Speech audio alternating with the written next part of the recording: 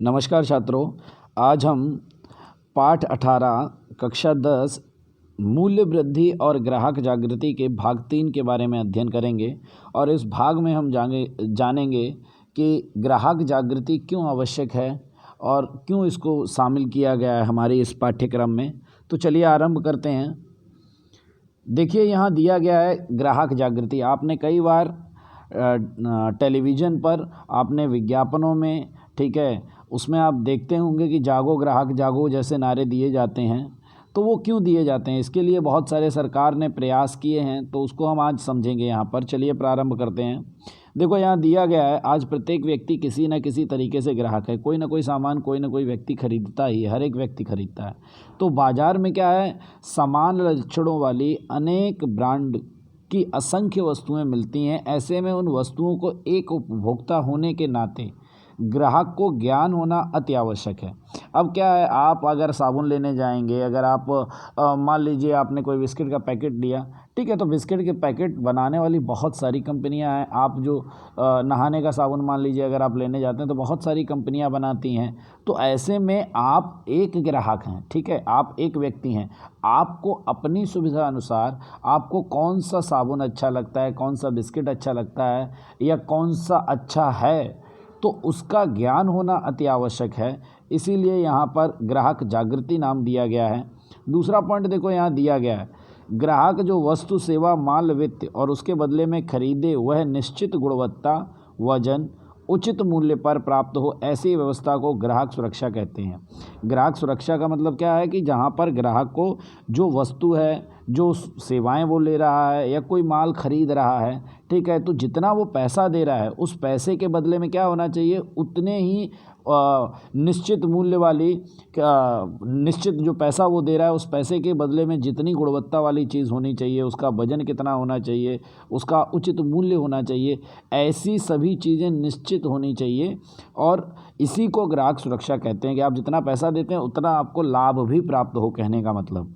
तो यहाँ पर देखते हैं आगे, देखो दिया गया है ग्राहक सुरक्षा, यह ग्राहक जागृति का अभियान है, ठीक है। ग्राहक जागृति के संबंध में अमेरिका में, ठीक है, राल्फना डरे ने ग्राहकवाद का आंदोलन शुरू किया था, इसीलिए वे ग्राहक आंदोलन के जन्मदाता कहलाए। कई बार क्या है, एक नंबर के प्रश्न में इस चीज़ को पूछ लिया जाता है कि ग्राहक आंदोलन के जन्मदाता कौन थे, तो आप आंसर देंगे राल्फना डरे। ये किस देश से संबंधित हैं, तो आप कहेंगे अमेरिका से ये संबंधित है, क्योंकि इन्होंने ग्राहकवाद का जो आंदोलन था वो अमेरिका में शुरू किया था। किसने? राल्फना डरे ने। चलिए नेक्स्ट स्लाइड पर चलते हैं। देखो, यहाँ दिया गया है ग्राहक का विविध प्रकार से होने वाला शोषण, यानी ग्राहक को किस प्रकार से बेवकूफ़ बनाया जाता है, ठीक है, उन्हें किस तरीके से लूटा जाता है, उनके पैसे के बदले में उतना उनको लाभ प्राप्त नहीं होता है। तो कौन कौन से ऐसे तरीके हैं, तो वो यहाँ पर दिए गए हैं।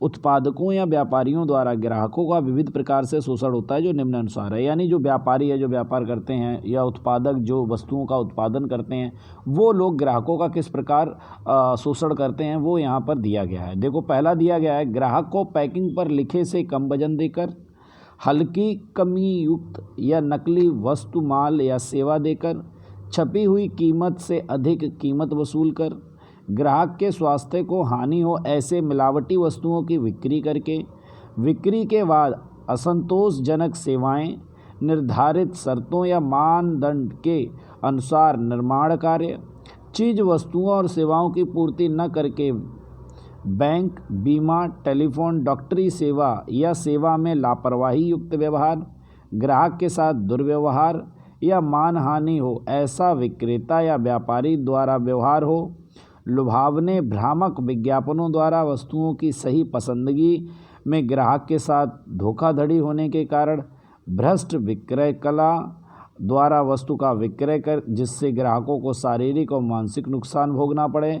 इस प्रकार के नकली सामान बेचकर तथा कृत्रिम कमी उत्पन्न करके अपूर्ण जानकारी देकर ग्राहक का शोषण होता है। कहने का मतलब ये है कि बहुत सारे इसमें कारण दिए गए हैं, इनको आप विस्तार से देखेंगे तो हम देख लेते हैं सेवाएं कौन सी हैं और वस्तुएं कौन सी हैं। तो सेवाएं यहाँ पर आप जाते हैं, बैंक में जाते हैं, बीमा कंपनियां हैं, ठीक है, टेलीफोन वाला जो है, डॉक्टरी है, ये सब किसके अंतर्गत आती हैं? सेवाओं के। अब ऐसे में इनके जो कर्मचारी हैं अगर आपके साथ लापरवाही बरतते हैं, आपको समय से आपकी समस्याओं का निवारण नहीं करते हैं, तो आप उनके अगेंस्ट में क्या कर सकते हैं?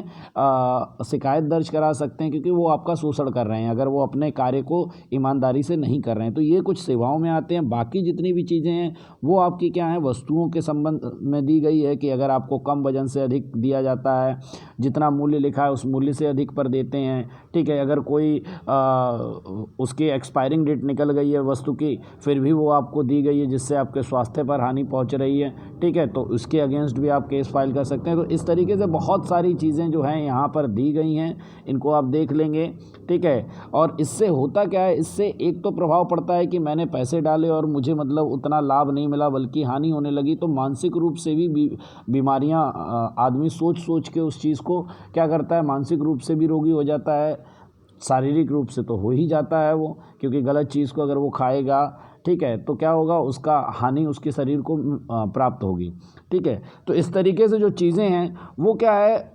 ऐसे में ग्राहकों को जो उत्पादक हैं या जो व्यापारी हैं वो क्या है? अपूर्ण जानकारी देकर इस प्रकार से क्या करते हैं? ग्राहकों का शोषण करते हैं। तो ग्राहक जो जागो ग्राहक जागो का जो नारा है वो अति आवश्यक है, और इसीलिए क्या है? सरकार प्रयास कर रही है ग्राहकों को अलग अलग तरीके से जागृत करने का, कि वो अपने अधिकारों के प्रति जागरूक हों, ठीक है, जागरूक ग्राहक बने। इसके लिए क्या है? सरकार अलग अलग तरीके से राष्ट्रीय उपभोक्ता मिशन भी चला रही है। बहुत सारी चीज़ें जो हैं चलाई जा रही हैं यहाँ पर। चलिए नेक्स्ट स्लाइड पर चलते हैं। ग्राहक को जो शोषण होते हैं उसके कारण क्या हैं? ग्राहक के जो शोषण होते हैं वो कारण क्या हैं? तो उसमें निम्न दिए गए हैं। जैसे पहला यहाँ दिया गया है, देखिए, ग्राहक स्वयं जवाबदार है। अब ग्राहक की भी अपनी खुद मतलब जिम्मेदारी बनती है कि वो कुछ चीज़ों में जागृत रहे। तो कई बार क्या होता है? ग्राहक जो होता है वो स्वयं जिम्मेदार होता है। कैसे?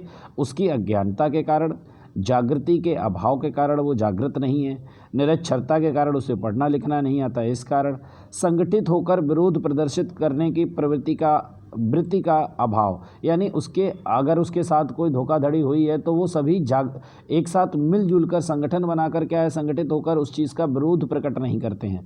नुकसान या शोषण के विरुद्ध कानूनी लड़ाई लड़ने की तैयारी और वृत्ति का अभाव, यानी मालूम है उसे मैंने 5 रुपए का सामान लिया, उससे हानि हुई है, पर वो सोचता है कि मैं केस करूँगा, इस केस को लड़ूंगा, काफ़ी और पैसा जाएगा। तो ऐसे में क्या है? कानूनी जो लड़ाई लड़ी जाती है वो लड़ने के लिए भी उसके अंदर कमी दिखाई देती है, वो नहीं लड़ना चाहता है, कहता है और पैसा उसमें गंवाने से कोई मतलब नहीं है। उससे संबंधित उचित जानकारी के अभाव के कारण व्यापारी, उत्पादक, नियोजक द्वारा ग्राहक का विविध प्रकार से शोषण करके उनका अनुचित लाभ उठाया जाता है। अब ये जो सारी कमियाँ पाई जाती हैं स्वयं ग्राहक के अंदर हैं। ऐसे में ग्राहक की इन कमियों का लाभ उठाकर कौन? व्यापारी, उत्पादक और जो नियोजक होता है जो इन चीज़ों को उपलब्ध कराता है, वो क्या करता है? फ़ायदा उठा के ग्राहकों का शोषण करता है। फिर देखो दूसरा पॉइंट यहाँ दिया गया है, मर्यादित जानकारी, यानी सीमित जानकारी दी जाती है। तो इसमें देखो क्या है? पूंजीवादी अर्थतंत्र में उपभोक्तावादी सोच रखने वाले निर्माता, विक्रेता किसी भी चीज़, वस्तु या सेवा की जितनी चाहे उतने प्रमाण में उत्पादन व बिक्री करने के लिए स्वतंत्र हैं। सब लोग जानते हैं पूंजीवादी का मतलब होता है जहाँ पर सरकार का हस्तक्षेप कम होता है, जो उत्पादन करता है वो जितनी मात्रा में चाहे उत्पादन कर सकता है, ठीक है। तो ये कुछ चीज़ें होती हैं किसमें? पूंजीवादी अर्थतंत्र में। तो यहाँ पर उपभोक्तावादी सोच जो होती है वो किसकी सोच रखने वाले जो निर्माता और विक्रेता होते हैं वो जितनी मात्रा में चाहते हैं उसका उत्पादन करते हैं और उतनी बिक्री करते हैं। उसके उत्पादन के मापदंडों, मूल्यों, गुणवत्ता, नियमन के संबंध में कोई विशेष नियम नहीं है। जहाँ है वहाँ सख्त नियमों का पालन नहीं होता है। कुछ नियम कानून बनाए भी जाते हैं तो ये जो निर्माता होते हैं, जो विक्रेता होते हैं, वो इन नियम कानून का उतना पालन नहीं करते हैं। ऐसी परिस्थिति में होता क्या है कि ग्राहक को चीज़ वस्तुओं के उपभोग संबंधी सही जानकारी, सूचना या ज्ञान का अभाव रहता है। बहुत सारी जो नियम कानून बनाए तो गए पर कंपनियां उनका पालन नहीं करती हैं, और इतना कोई भी अपने पास जो है ज्ञान नहीं रखता है कि क्या सरकार ने नियम कानून बनाए हैं। तो इनके अभाव के चलते होता क्या है कि इन्हें पूर्ण जानकारी मिलती नहीं है। किसको? जो ग्राहक जो खरीदने जा रहा है, उस वस्तु का उपयोग करने जा रहा है, उसे नहीं मालूम है। इस प्रकार मर्यादित जानकारी मिलने के कारण भी क्या होता है, ग्राहक सही खरीदी में समझदारी के अभाव से भूल कर बैठता है, यानी उसे पता नहीं है और वो गलती से क्या करता है, उस वस्तु का उपभोग करता है, उसको खरीदता है विक्रेताओं से, ठीक है। तो ऐसे में वो गलती कर बैठता है और जिससे उसे मानसिक व शारीरिक रूप से हानि पहुंचती है। फिर देखो तीसरा पॉइंट दिया गया है मर्यादित आपूर्ति। जब वस्तु या सेवा की मांग के सामने पर्याप्त मात्रा में उसकी आपूर्ति नहीं होती है तब कृत्रिम कमी सृजित होती है। कहने का मतलब है बाजार में मान लीजिए मांग जो है वो ज़्यादा है वस्तु की, मान लीजिए 10-15 कुंटल का मान लीजिए गेहूं की मांग हो रही है, 15 कुंटल चाहिए लोगों को, पर वहाँ पर क्या है केवल 10 कुंटल गेहूं पहुँच रहा है, तो ऐसे में 5 कुंटल की कमी पड़ रही है। तो ये जो कमी होती है ये क्या है, वो लोग जानबूझकर भी बाज़ार में क्या होता है कि वो चाहें व्यापारी चाहे तो 15 कुंटल उपलब्ध करा सकता है, पर वो क्या केवल 10 कुंटल निकालता है जब आवश्यकता होती है, और 5 कुंटल को वो आने वाले समय के लिए बचा के रखता है कि जब मूल्य वृद्धि होगी तब मैं क्या करूँगा, इसको ऊंचे मूल्यों पर बेचकर लाभ कमाऊँगा। तो वो ऐसे में कृत्रिम कमी कर देता है, वास्तविकता में कमी नहीं है पर कृत्रिम कमी हो जाती है, मतलब आर्टिफिशियल कमी कर देता है वो। इस प्रकार व्यापारी उत्पादकों द्वारा संग्रहखोरी यानी 5 कुंटल जो है उसने संग्रह कर लिया है, सट्टाखोरी, धोखा या प्राकृतिक आपदाओं जैसे कारणों में कमी उत्पन्न होती है, वो कमी कर देता है बाजार के अंदर। ग्राहक से ऐसी परिस्थितियों में अधिक मूल्य वसूल करके उचित लाभ उठाया जाता है। मैंने बताया आपको खरीदने वाले ज़्यादा हैं और माल कम है तो उसकी बोली लगना स्टार्ट हो जाती है, उसके मूल्य में वृद्धि होती है, जो अधिक मूल्य देता है वो उस वस्तु का उपयोग करता है।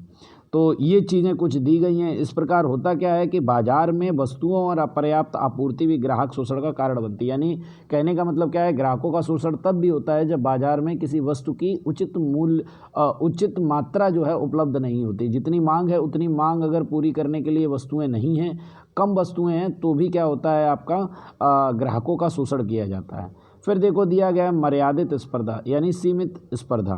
जब कोई एक ही उत्पादक या उत्पादक समूह किसी वस्तु या सेवा के उत्पादन में वितरण में एकाधिकार रखता हो तब उत्पादक ऐसी मर्यादित या एकाधिकार वाले बाजार में अन्य विकल्पों के अभाव से ग्राहकों का विविध प्रकार से शोषण करता है, कमी युक्त सेवा और हल्का माल सामान का विक्रय करता है। कहने का मतलब है कि मान लीजिए बाज़ार में आपको ब्रेड खरीदना है और ब्रेड उत्पादन करने वाली कंपनी केवल एक ही है और कोई मान लीजिए नहीं है, तो ऐसे में वो अपने अनुसार क्या करेगा, उसका मूल्य निश्चित करेगा, उसकी जितनी मात्रा होगी उस मात्रा जितना उत्पादन चाहेगा वो करेगा, किसी और के पास आपको ब्रेड मिलेगा नहीं। अगर आपको ब्रेड चाहिए तो आपको वहीं से खरीदना है। तो ऐसे में क्या होता है, जब एक ही व्यक्ति होता है, उत्पादक होता है, उत्पन्न करने वाला किसी वस्तु का, तो ऐसे में वो क्या करता है, बाज़ार में और कोई तो है नहीं उसके समान जो उस वस्तु का उत्पादन करता हो, तो वो अपने अनुसार क्या करता है, वस्तु का मूल्य निश्चित करता है और उसकी मात्रा जितनी चाहता है उतनी मात्रा उपलब्ध कराता है। तो ऐसे में भी क्या होता है आपका मर्यादित स्पर्धा जो दिया गया है वो सीमित स्पर्धा, यानी और बहुत सारे लोग उस वस्तु का उत्पादन नहीं करते हैं बाज़ार में, केवल एक व्यक्ति करता है क्योंकि उसके पास एकाधिकार है, केवल वही उत्पादित कर सकता है उस वस्तु का, कोई भी वस्तु वो हो।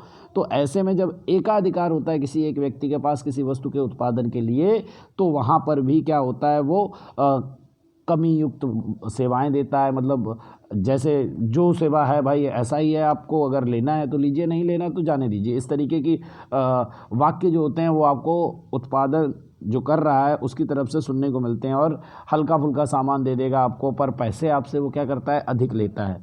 तो मर्यादित स्पर्धा भी कहीं ना कहीं क्या है, ग्राहक शोषण का एक कारण है।